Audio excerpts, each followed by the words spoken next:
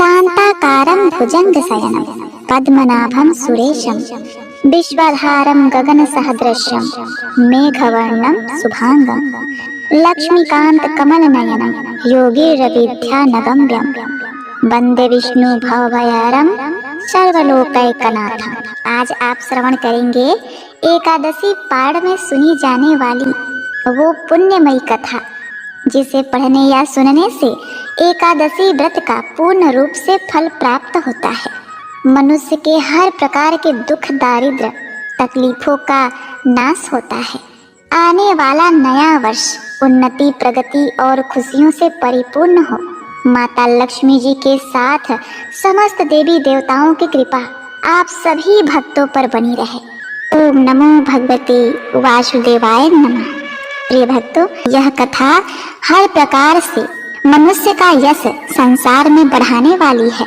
मनुष्य हर प्रकार के दुख दारिद्र से छूट कर धन पुत्र वैभव तथा सुख प्राप्त कर परम धाम को जाता है। तो प्रिय भक्तों, विष्णु भगवान की प्रिय एकादशी व्रत को पूर्ण करने हेतु आइए श्रवण करते हैं। पौराणिक कथा के अनुसार राजा अम्बरीश भगवान विष्णु के परम भक्त इक्ष्वाकु वंश के परम वीर राजा थे। वह भगीरथ के पर पौत्र थे। वे हर एकादशी का व्रत किया करते थे। एकादशी के बाद जब द्वादशी आती थी तो वे उस दिन अपने हाथों से भगवान विष्णु को भोग लगाने के लिए चक्की में गेहूं को स्वयं से पीसा करते थे। जब उन्हें पीसते पीसते थकान आ जाती तो भगवान विष्णु राजा को अपने पीताम्बर से हवा दिया करते थे। राजा अम्बरीश अपने हाथों से पूरा भोजन तैयार करते और भगवान को भोग लगाते। तत्पश्चात स्वयं भोजन ग्रहण करके पारण की विधि पूर्ण करते। राजा अम्बरीश ने एक बार अपनी पत्नी के साथ श्री कृष्ण जी को प्रसन्न करने के लिए वर्ष की सभी एकादशियों के व्रत का नियम किया। वर्ष पूरा होने पर पारण के दिन उन्होंने धूमधाम से भगवान की पूजा की, ब्राह्मणों को गोदान दिया। यह सब करके जब वे पारण करने जा रहे थे तभी महर्षि दुर्वासा शिष्यों सहित पधारे। राजा ने उनका सत्कार किया और उनसे भोजन करने की प्रार्थना की। दुर्वासा जी ने राजा की प्रार्थना स्वीकार कर ली और स्नान करने यमुना तट पर चले गए। द्वादशी में केवल एक घड़ी शेष थी। द्वादशी केवल कुछ ही क्षणों के लिए थी तो राजा को जल्दी से जल्दी पारण करना था। द्वादशी में पारण न करने से व्रत भंग होता है। उधर दुर्वासा जी कब आएंगे यह पता नहीं था। अतिथि से पहले भोजन करना अनुचित था। ब्राह्मणों से विचार विमर्श करके राजा ने भगवान के चरण को धोकर उसके जल को ही ग्रहण कर लिया और ऋषि की प्रतीक्षा करने लगे। महर्षि दुर्वासा ने स्नान करके लौटते ही तपोबल से राजा के पारण करने की बात जान ली। वे अत्यधिक क्रोधित हुए कि मेरे भोजन के पहले इसने क्यों पारण किया। मेरे भोजन करने के पूर्व ही तुमने जल का ग्रहण किया है, इसीलिए मैं तुम्हें दंड अवश्य दूंगा। उन्होंने मस्तक से एक जटा उखाड़ ली और उसे जोर से पृथ्वी पर पटक दिया, जिससे काल लगने के समान कृत्या नाम की भयानक राक्षसी निकली। वह राक्षसी तलवार लेकर राजा को मारने दौड़ी। अम्बरीश को तो कृत्या भी भगवान ही दिखाई दी थी, परंतु भगवान का सुदर्शन चक्र तो भगवान की आज्ञा से पहले से ही राजा की रक्षा में नियुक्त था। उसने पलक मारते ही कृत्या को भस्म कर दिया और दुर्वासा को भी दंड देने के लिए उनकी ओर दौड़ा। अपनी कृत्या को इस प्रकार नष्ट होते और ज्वाला में विकराल चक्र को अपनी ओर आते देखकर दुर्वासा प्राण लेकर भागे। वे दसों दिशाओं में, पर्वतों की गुफाओं में, समुद्रों में जहां तहां छिपने को गए। चक्र वहीं वहीं उनका पीछा करता गया। आकाश पाताल में सब कहीं वे गए। इंद्र आदि लोकपाल तो उन्हें क्या शरण देते। स्वयं ब्रह्मा जी और शंकर जी ने भी आश्रय नहीं दिया। दया करके शिव जी ने उनको भगवान के ही पास जाने को कहा। अंत में वे वैकुंठ गए। भगवान विष्णु के चरण में गिर पड़े। दुर्वासा ने कहा, प्रभु, आपका नाम लेने से नारकी जीवन नरक से छूट जाते हैं, अतः आप मेरी रक्षा करें प्रभु। मैंने आपके प्रभाव को न जानकर आपके भक्त का अपराध किया, इसलिए आप मुझे क्षमा करें। इस पर भगवान विष्णु ने कहा, हे ऋषि श्रेष्ठ, मेरे छाती पर स्वयं भृगु जी ने लात मारी, मैंने वो सहन कर लिया, परंतु जो मेरे भक्तों का निरादर करता है, उन्हें मारने के लिए दौड़ता है, उनका तनिक भी अहित करता है, तो मैं उसके अपराध को क्षमा नहीं कर सकता। भगवान विष्णु ने कहा, महर्षि, मैं स्वतंत्र नहीं हूँ, मैं तो भक्तों के पराधीन हूँ। साधु भक्तों ने मेरे हृदय को जीत लिया है। साधु जन मेरे हृदय हैं और मैं उनका हृदय हूँ। मुझे छोड़कर वे और कुछ नहीं जानता। भक्तों को छोड़कर मैं अपने इस शरीर को भी नहीं चाहता, और इस लक्ष्मी को, जिनकी एकमात्र गति मैं ही हूँ, उन्हें भी नहीं चाहता। जो भक्त स्त्री पुत्र घर परिवार धन प्राण यह लोक परलोक सबको त्याग कर मेरी शरण में आता है, भला मैं उसे कैसे छोड़ सकता हूँ। जैसे पतिव्रता स्त्री पति को अपनी सेवा से वश में कर लेती है, वैसे ही समदर्शी भक्त जन मुझ में चित्त लगाकर मुझे भी अपने वश में कर लेते हैं। नश्वर स्वर्ग आदि तो चर्चा ही क्या करें। मेरे भक्त ऐसे मेरी सेवा के आगे मुक्ति को भी स्वीकार नहीं करते। ऐसे भक्तों के मैं सर्वथा अधीन हूँ। एतएव ऋषिवर, आप उस महाभाग उस राजा के पास जाइए, वही आपको क्षमा करेगा और शांति देगा। प्रिय भक्तों, इधर राजा अम्बरीश बहुत ही चिंतित थे। उन्हें लगता था कि मेरे ही कारण दुर्वासा जी को मृत्यु भय से ग्रस्त होकर भूखे ही भागना पड़ा। ऐसी अवस्था में मेरे लिए भोजन करना कदापि उचित नहीं है, अतः वे केवल जल पीकर ऋषि के लौटने की पूरे 1 वर्ष तक प्रतीक्षा करते रहे। 1 वर्ष के बाद दुर्वासा जी जैसे भागे थे वैसे ही भयभीत दौड़ते हुए आए और उन्होंने राजा का पैर पकड़ लिया। ब्राह्मण के द्वारा पैर पकड़े जाने से राजा को बड़ा ही संकोच हुआ। उन्होंने स्तुति करके सुदर्शन को शांत किया। महर्षि दुर्वासा मृत्यु के भय से छूटे। सुदर्शन का अत्यंत ताप जो उन्हें जला रहा था शांत हुआ और दुर्वासा ऋषि प्रसन्न होकर कहने लगे, आज मैंने भगवान के दासों का महत्व देखा। राजन, मैंने तुम्हारा इतना अपराध किया था, पर तुम मेरा कल्याण ही चाहते हो।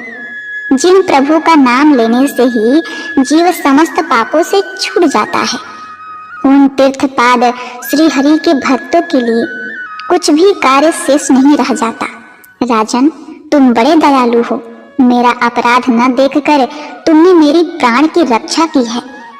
प्रिय भक्तों, राजा अम्बरीश के मन में ऋषि के वाक्यों से कोई अभिमान नहीं आया। उन्होंने उनको भगवान की कृपा समझा। महर्षि के चरणों में प्रणाम करके बड़े आदर से राजा ने उन्हें भोजन कराया। उनके भोजन करके चले जाने पर 1 वर्ष पश्चात उन्होंने वह पवित्र अन्न प्रसाद के रूप में लिया। बहुत काल तक परमात्मा में मन लगाकर प्रजा पालन करने के पश्चात राजा अम्बरीश ने अपने पुत्र को राज सौंप दिया और भगवान वसुदेव में मन लगाकर वन में चले गए।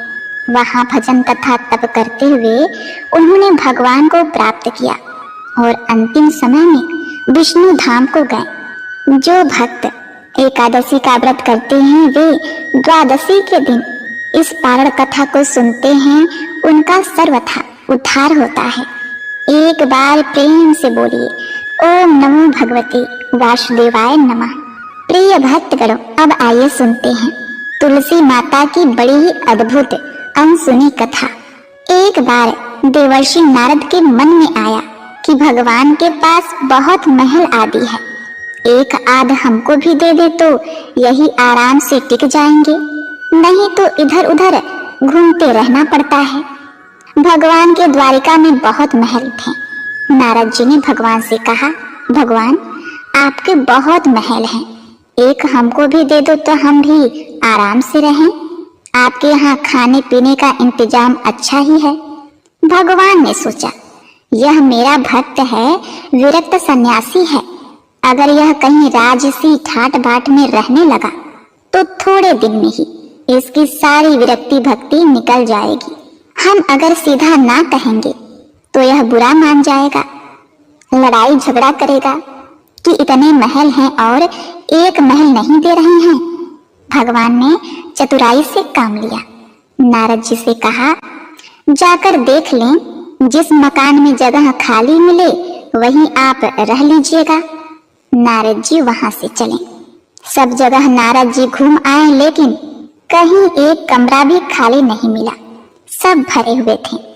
आकर भगवान से कहा, हे भगवान, वहां कोई जगह खाली नहीं मिला। भगवान ने कहा, फिर क्या करूं? होता तो आपको दे देता। नारद जी के मन में आया कि यह तो भगवान ने मेरे साथ धोखाधड़ी की है, नहीं तो कुछ न कुछ करके किसी को इधर उधर दूसरे कमरे में भेजकर एक कमरा तो दे ही सकते थे। इन्होंने मेरे साथ धोखा किया है तो मैं भी इन्हें मजा चखाकर छोड़ूंगा। प्रिय भक्तों, यह तो भगवान की लीला थी। नारद जी रुक्मणी जी के पास पहुंचे। रुक्मणी जी ने नारद जी की आवा भगत की, बड़े प्रेम से आदर सम्मान किया। उन दिनों भगवान सत्यभामा जी के यहाँ रहते थे। एक आधा दिन बीता तो नारद जी ने उनको दान की कथा सुनाई। सुनाने वाले स्वयं नारद जी दान का महत्व सुनाने लगे कि जिस चीज का दान करेंगे वही चीज आगे आपको मिलती है। जब नारद जी ने देखा कि यह बात रुक्मणी जी को जम गई है तो उन्होंने पूछा, आपको सबसे ज्यादा प्रेम किससे है? रुक्मणी जी ने कहा, यह भी कोई पूछने वाली बात है, मुझे भगवान श्री हरि से अत्यंत प्रेम है। कहने लगे, फिर आपकी यह इच्छा होगी कि अगले जन्म में वे आपको ही मिले? रुक्मणी जी बोली, इच्छा तो यही है। नारद जी ने कहा, इच्छा है तो फिर दान कर दो, नहीं तो नहीं मिलेंगे।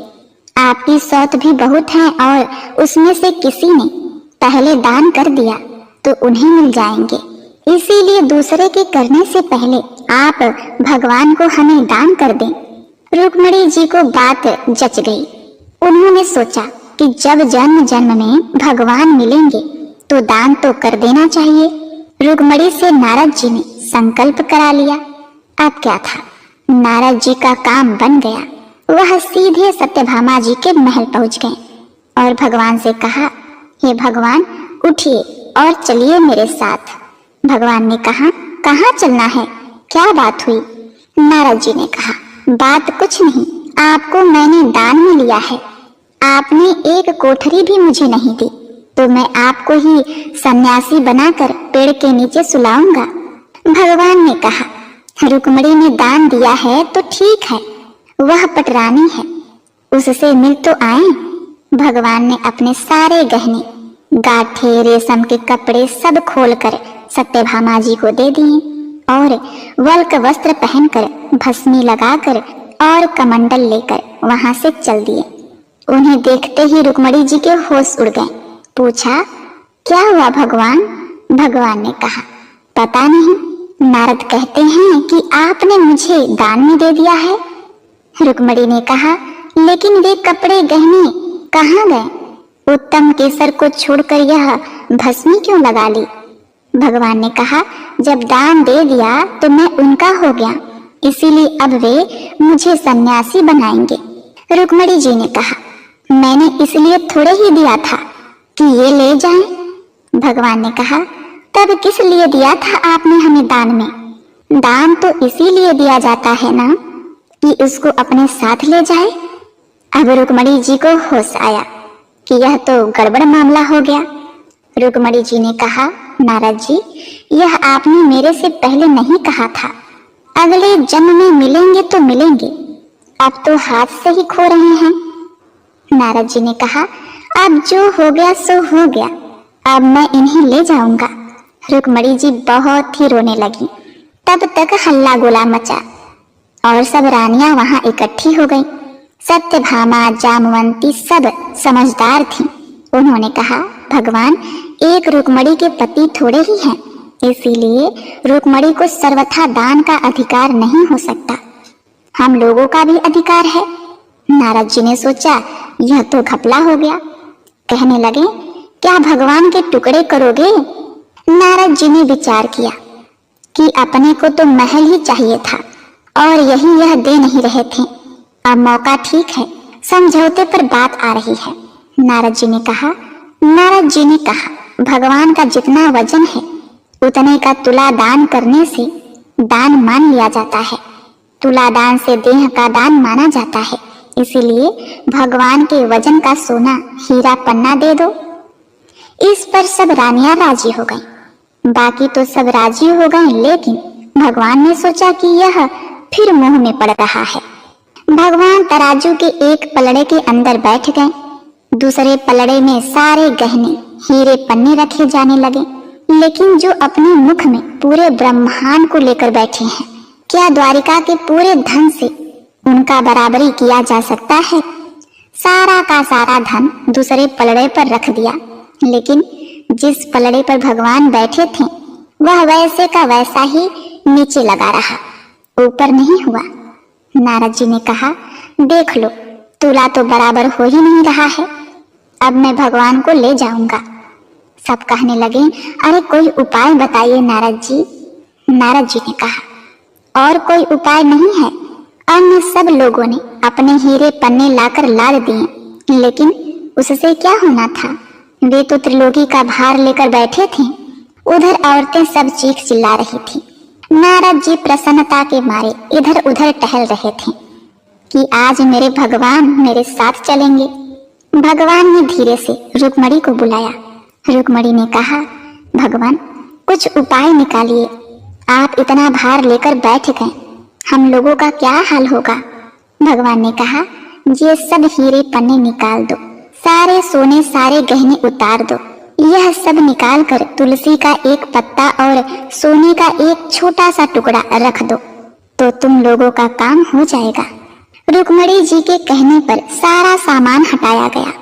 सारा सामान हटा दिया गया और एक छोटे से सोने के पत्ते पर तुलसी का पत्ता रखा गया, तो भगवान के वजन के बराबर हो गया। सबने नारद जी से कहा, अब ले जाइए तुला दान। नारद जी ने खूब हिला डुला कर देखा, कहीं कोई ठड्डी तो नहीं मार रहा। नारद जी ने कहा, हे भगवान, मेरे साथ फिर धोखा हो गया। यह पत्ता लेकर मैं क्या करूंगा? यह आप अच्छा नहीं कर रहे हैं, केवल घर वालियों की बात सुनते हैं, मेरी तरफ तो देखो। भगवान ने कहा, आपकी तरफ क्या देखूं नारद जी, आप तो सारे संसार के रूप को समझकर फिर मोह के रास्ते जाना चाह रहे हैं, तो आपकी क्या सुनो। तब नारद जी ने समझ लिया कि भगवान ने जो किया सो ठीक किया। जो तुलसी का एक पत्ता आपके बराबर है, वह तुलसी महान है।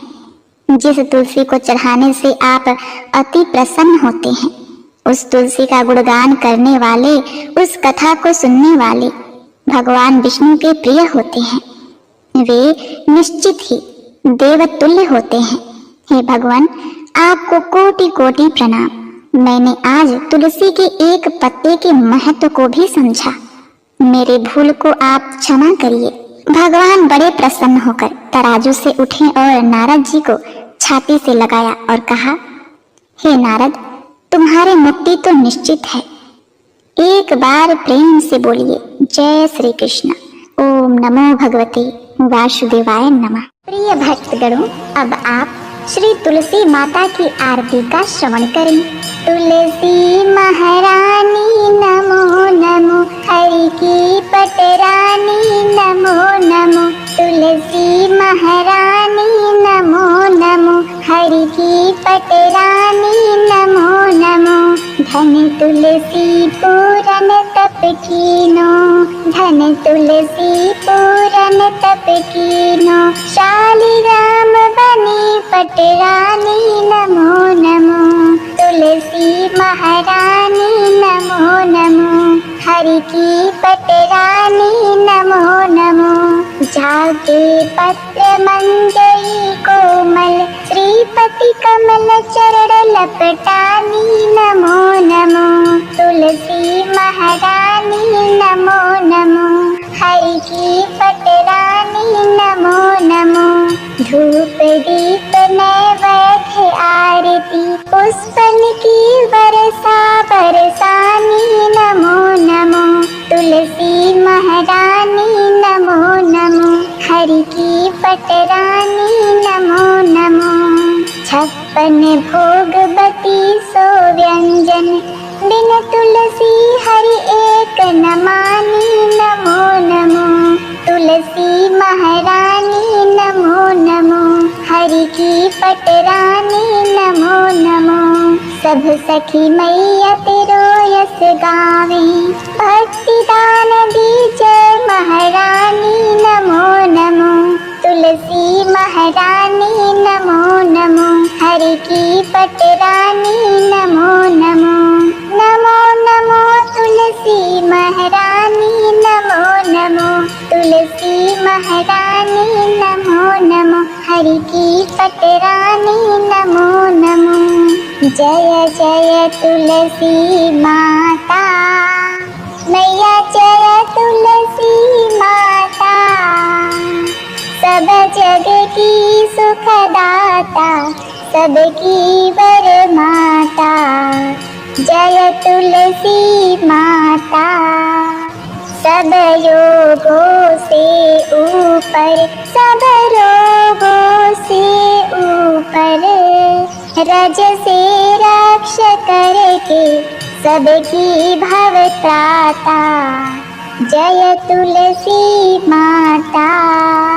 बटु पुत्री है श्यामा, सुरबल्ली ग्रामा, विष्णु प्रिया जो नर तुमको सेवे, सो नर तर जाता, जय तुलसी माता हरि के शीश विराजत, त्रिभुवन से हो वंदित, पतित जनों की तारिणी, तुम हो विख्याता, जय तुलसी माता लेकर जन्म विजन में आई दिव्य भवन में, मानव लोक तुम्हीं से सुख संपत्ति पाता, जय तुलसी माता हरि को तुम अति प्यारी,